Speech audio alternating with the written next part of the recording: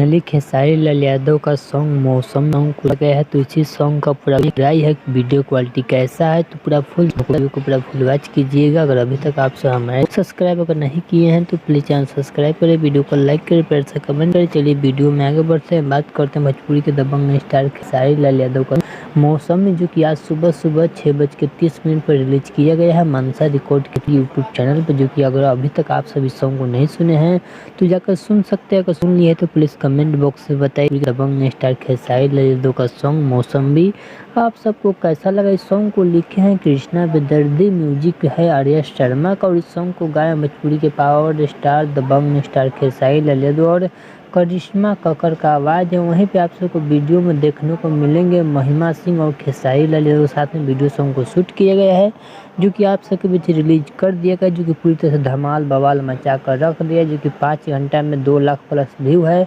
वहीं पे लाइक की बात करें तो 40,000 प्लस लाइक मिल चुका है, जो कि काफ़ी अच्छा रिस्पॉन्स मिल रहा है भोजपुरी के दबंग स्टार खेसारी लाल यादव को सॉन्ग मौसमी को।